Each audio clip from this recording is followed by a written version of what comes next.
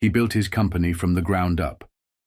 But when he went undercover to see how his employees really treated people, what he discovered left him no choice. He had to clean house.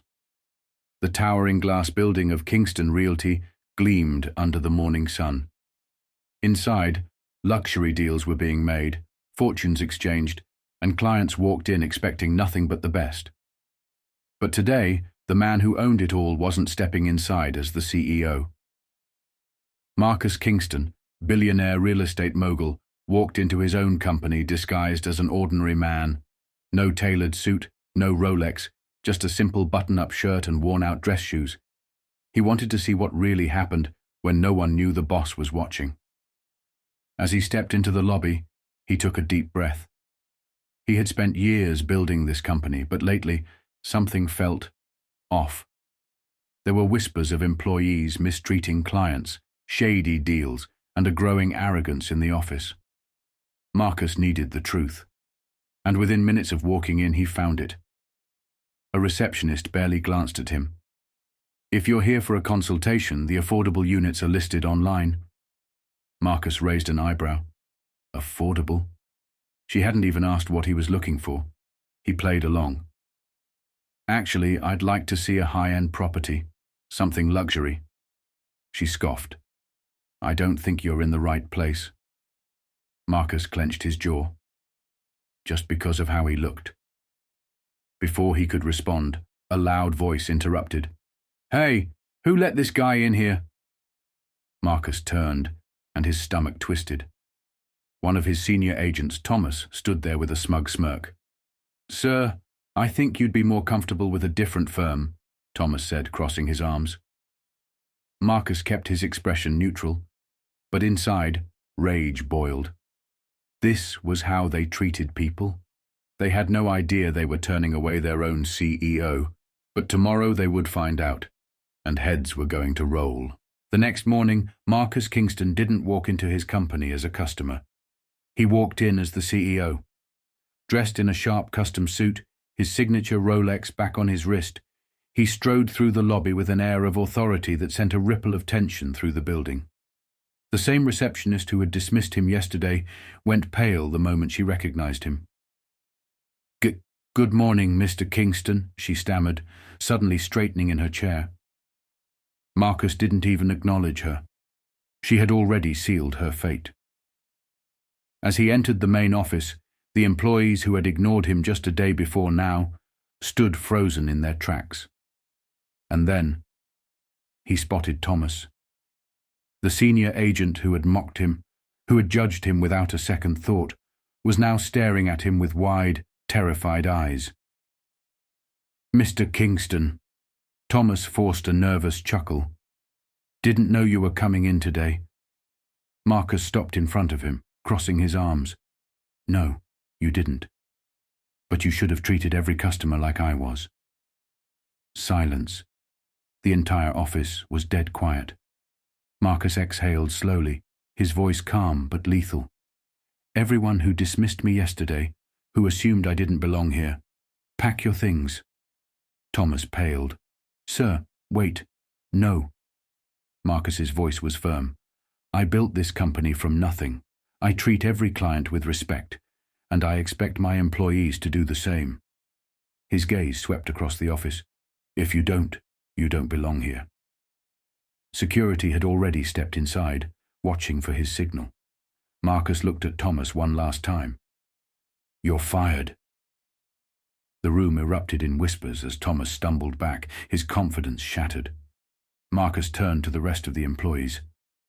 "This company is changing. If you can't handle that, leave now." No one moved. Satisfied, Marcus straightened his tie. He had come undercover looking for the truth, and now he was making things right. 1 week later, Marcus stood in his office, gazing out the window at the city skyline. His company had been shaken to its core, but for the better. The employees who had been loyal, who had treated every client with respect, were still there. But those who had judged, dismissed, and mistreated customers, gone. A knock at the door pulled him from his thoughts. His new head of customer relations, Lisa Carter, stepped inside. "You asked for an update?" she said with a smile. Marcus turned, nodding. "How are things on the ground?" Lisa held up a report. "Customer satisfaction is up 40% this week alone. Employees are more engaged, and clients who were turned away unfairly. We personally reached out to them." Marcus smirked. "And?" Lisa grinned. "Some of them signed million-dollar deals." Marcus chuckled. The same people his so-called top agents had dismissed were now bringing in business. "Good," he said, setting down the report. "Keep making changes. I want this company to be built on respect, not arrogance." Lisa nodded. "Understood." She hesitated before adding, "You really shook things up, sir."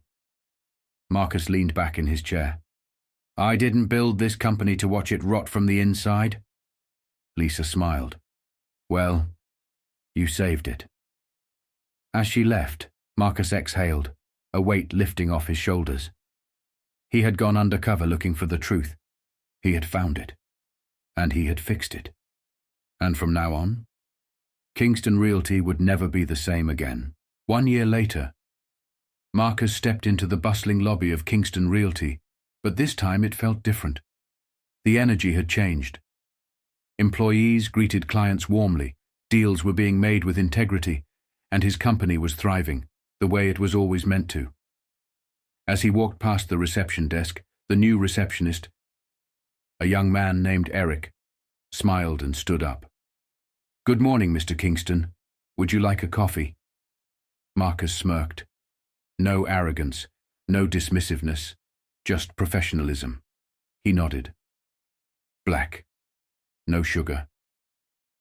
Eric quickly got to work, and Marcus continued toward the executive floor. Lisa Carter, now his vice president of client relations, was waiting for him in his office. She held up a report with a proud smile. "You'll like this." Marcus took the file, scanning it quickly. Profits were up 60%, employee satisfaction had doubled, and client referrals had skyrocketed. He grinned. "Looks like we did something right." Lisa chuckled. "No, sir." "You did." Marcus exhaled, glancing out the window at the city skyline. 1 year ago, his company was rotting from the inside.